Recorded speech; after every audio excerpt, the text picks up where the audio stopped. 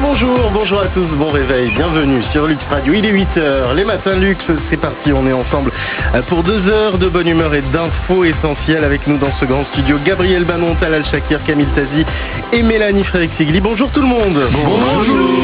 Oh, ils sont beaux, ils sont en forme ce matin, j'aime ça. À vous Camille, vous allez nous parler de la CNOPS et de ces pharmacies de la CNOPS qui ont été fermées. Et puis on va également parler de prise en charge du cancer du sang avec notre invité qui s'appelle le professeur Lahoussine Mehmel, président de l'association, la société marocaine d'hématologie. À vous Camille Tazi.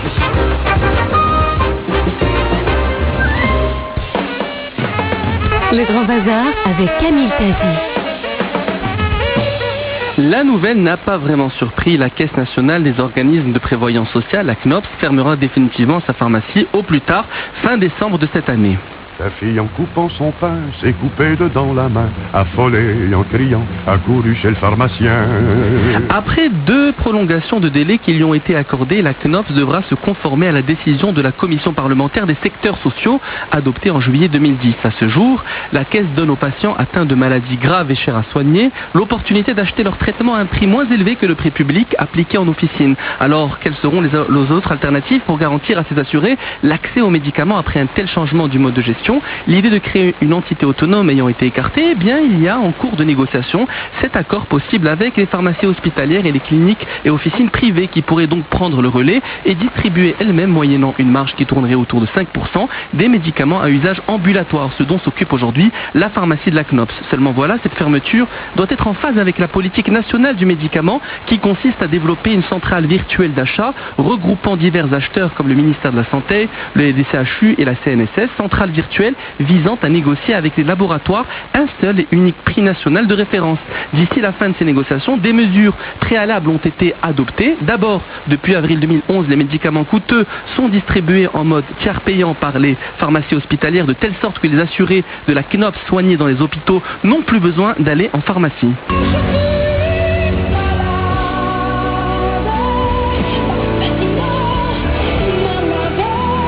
Ensuite, depuis 2009, les traitements proposés sont principalement limités à des génériques qui représentent aujourd'hui 60% des médicaments, si bien que le budget de médicaments a basculé de 423 milliards de dirhams en 2009 à seulement 411 millions en 2011, alors que les quantités achetées ont même sensiblement augmenté entre-temps. Enfin, les médicaments innovants et coûteux prescrits par les cliniques privées non inscrits sur la liste des remboursables doivent alors aujourd'hui avoir un seul prix, un prix au niveau national. Pendant ce temps, le dialogue se poursuit et...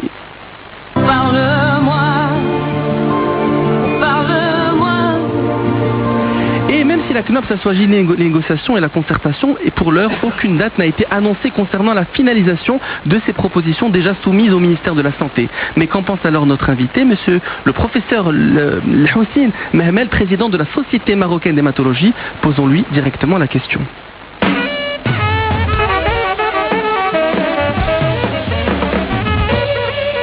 Et donc avec nous par téléphone, vous le disiez, Camille Tazi, le professeur Lahoussine Mehmel. Bonjour.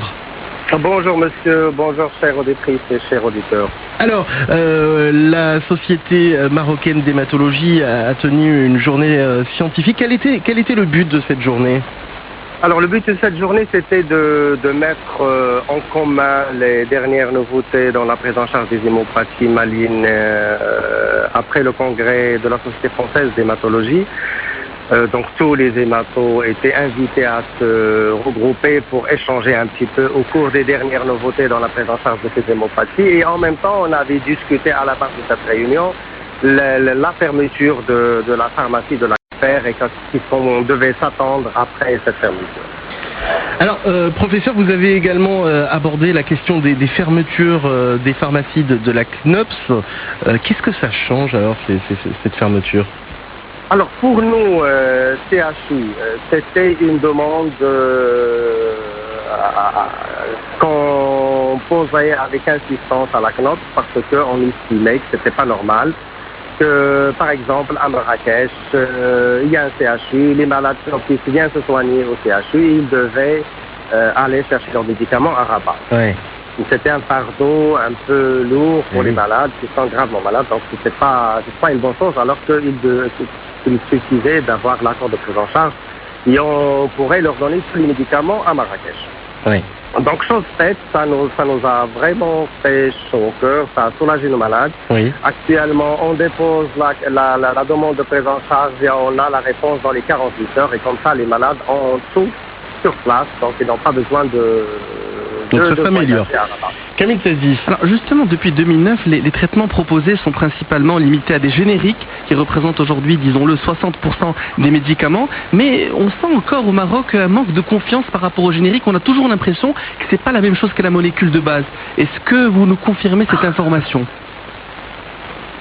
Alors, ça reste une impression, parce que pour parler de telles choses, il faudrait avoir des preuves à l'appui, chose qu'on n'a pas. Donc, c'est vrai que pour certains génériques, on a l'impression que c'est pas la même chose par rapport à la molécule principe. Sur le plan, surtout effet secondaire, et parfois sur le plan efficacité. Mais c'est des choses qu'on devrait confirmer, parce que pour le Ça dépend pas des laboratoires? Pardon? Ça dépend pas des laboratoires? Certainement, ça dépend. C'est pour ça que j'ai dit pour certains génériques. On ne peut pas généraliser à tout le monde, mais pour certains génériques, on a l'impression que ça ne marche pas aussi bien que les molécules principes, mais ça reste une impression. Dans l'absolu, le générique, c'est la copie moléculaire du Presabs.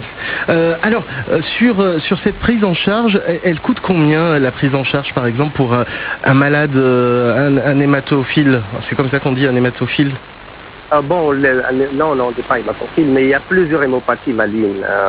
Il y en a plusieurs, ça varie de 25 000 dirhams par cure jusqu'à 3 000 dirhams par cure, donc c'est variable en fonction des pathologies. Oui. Et les prises en charge comme les nouveaux systèmes de RAMED, pour l'instant, ça aide à la prise en charge de l'ensemble des malades? Ah oui, ça aide énormément parce que l'organisation devient plus allégée parce qu'avant, pour les malades qui n'avaient pas les moyens, c'était l'assistante sociale qui s'en occupait, donc il fallait faire une enquête à domicile, se déplacer, voir les ressources des malades, en plus de beaucoup de documents qui sont demandés, et à la fin, on statue. Ça demande du temps, c'est astreignant. Actuellement, il suffit de ramener le ticket du RAMED et le malade a tout son traitement au niveau du CH. Camille Tazi. Non, je me posais la question finalement. On sait que les cliniques, les pharmacies hospitalières et cliniques privées qui vont justement prendre le relais vont avoir une marge qui va tourner autour de 5%. Mais est-ce que c'est intéressant pour eux finalement comparé aux marges qu'elles ont, que ces établissements ont en distribuant d'autres, disons, acteurs? Alors là, c'est une réponse à laquelle je ne pourrais pas répondre puisque je travaille dans le secteur universitaire et public. Et public. Donc, merci pour votre honnêteté. Poser la question à quelqu'un qui travaille dans le secteur privé, il saura mieux répondre que moi. Talal Shakir. Oui, professeur, on voit un désengagement de l'État au niveau de l'éducation. Est-ce qu'on doit le sentir aussi au niveau de la santé publique? Est-ce qu'aujourd'hui, l'État essaie de déléguer pour moins supporter la charge des deniers publics et effectivement se relayer avec des pharmacies privées, effectivement? Non, au contraire. Je pense qu'actuellement, au niveau du secteur public, là je parle au niveau du secteur public, je pense qu'actuellement l'État s'engage de plus en plus à délivrer des soins de qualité chez les malades. Il suffit de voir un peu le budget des médicaments qui a augmenté de façon très significative, les dispositifs médicaux qui sont à la disposition des malades. Donc on essaye de s'équiper pour que les malades ramédistes ou les autres aussi qui viennent au CHU trouvent tous les médicaments au niveau de l'hôpital. Alors la date de décembre prochain a été fixée pour la fermeture définitive de la pharmacie de la CNOPS, mais il y a déjà eu 2 prolongations de délai. Est-ce que vous croyez qu'il y en aura un 3e? Alors, je ne saurais pas vous répondre. J'ai eu des contacts avec les responsables. Ils sont sérieux, ils s'engagent d'une façon ferme à fermer la pharmacie de la CNOPS, mais je ne pourrais pas vous répondre clairement parce que ça dépend il y aurait peut-être des surprises à la dernière minute, je ne sais pas. Donc il faudrait leur poser la réponse. Gabriel Banon. Oui, professeur, pour se fixer les idées, les maladies hématologiques, j'allais dire, sont-elles très répandues au Maroc? Oui, comme partout dans le monde, les hémopathies malignes sont de plus en plus fréquentes. Donc il y a le mode de vie qui est incriminé, la pollution, mais c'est des maladies qui sont en augmentation constante. Oui, alors là, il faut vraiment prendre ça en charge. Il y a quelque chose. Oui, Camille. Moi, je me posais une question, c'est que justement par rapport à ces maladies, il y a une nette évolution. Il y a près de 2000 cas de lymphome qui ont été diagnostiqués, qui sont diagnostiqués annuellement, et puis on sent que ça augmente, que ça progresse, que ça prend de l'ampleur. Mais je me demandais pourquoi. Bon, c'est partout dans le monde comme ça. Donc c'est partout dans le monde, il y a une augmentation de l'incidence des hémopathies malignes et entre autres les lymphomes hodgkiniens et non hodgkiniens. Ouais. Il faut dire aussi que dû au mode de vie. le Maroc, c'est lié au mode de vie, mais il faut dire aussi qu'au Maroc, il y a de plus en plus de centres qui traitent ces hémopathies et que la majorité, je dirais minimum la moitié de cette pathologie n'était pas diagnostiquée, n'était pas traitée. Oui. Donc il y a un accès aux soins qui est plus développé et par conséquent les maladies sont de plus en plus diagnostiquées et sont de plus en plus traitées. Oui. Eh bien, en tout cas, on vous remercie infiniment d'avoir répondu à nos questions, professeur Lahoussine Mehmel, président de la Société marocaine d'hématologie. Une dernière question, les journées scientifiques que vous avez organisées, donc sur les lymphomes et cancers du sang au Maroc, c'est ouvert à tous ou c'est ouvert uniquement aux spécialistes? Bon, l'invitation est lancée essentiellement aux hématos, aux oncologues et aux internistes, mais les biologistes aussi sont invités.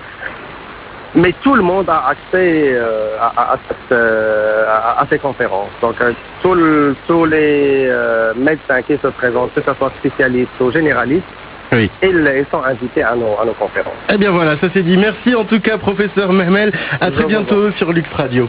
Merci beaucoup. Les matins Lux.